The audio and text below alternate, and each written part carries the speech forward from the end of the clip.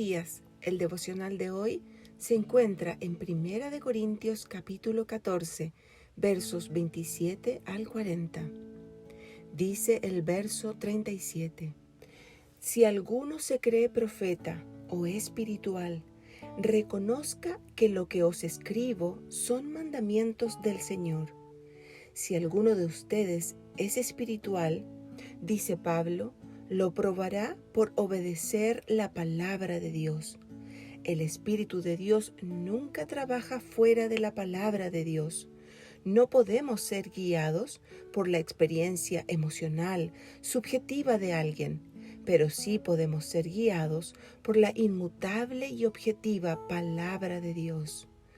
Hoy aprovecharemos el devocional para repasar estos preciosos principios en cuanto a la adoración en la iglesia que nos ha enseñado el apóstol Pablo en el capítulo 14 de Primera de Corintios. Usaremos el bosquejo provisto por el pastor Warren Wiersbe. Principio 1. La enseñanza y la predicación de la palabra es suprema ante todo lo demás.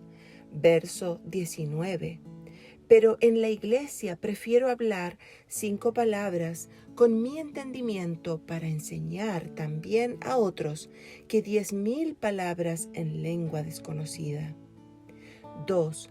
La iglesia debe ser edificada, no emocionada. Verso 26 al final. Hágase todo para edificación. 3. No debe haber nada que menoscabe el testimonio ante los incrédulos por cultos místicos, extáticos y descontrolados. Muchos piensan que ese es el toque del Espíritu, nada más lejos de la Biblia. Verso 23.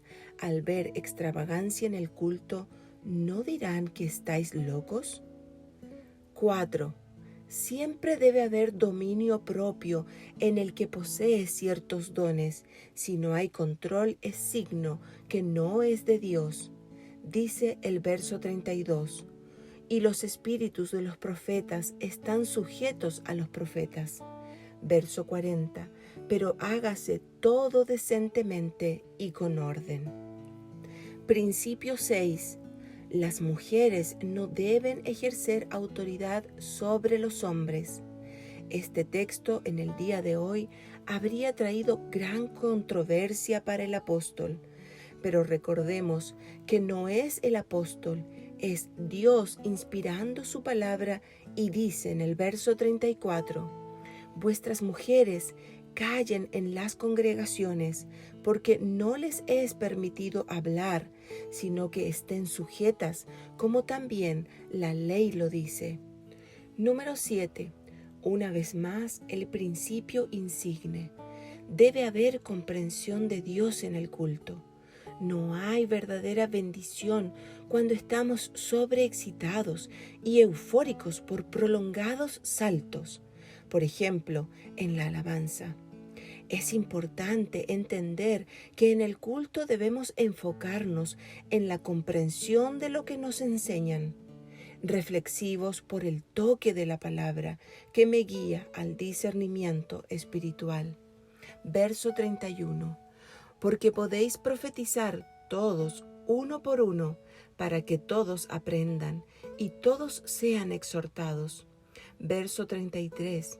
Pues Dios no es Dios de confusión, sino de paz. Pablo dice enseñados y exhortados, aprendiendo los principios bíblicos y animados a ponerlos en práctica. Es evidente por las Escrituras que había cierta informalidad en las reuniones de la iglesia de Corinto.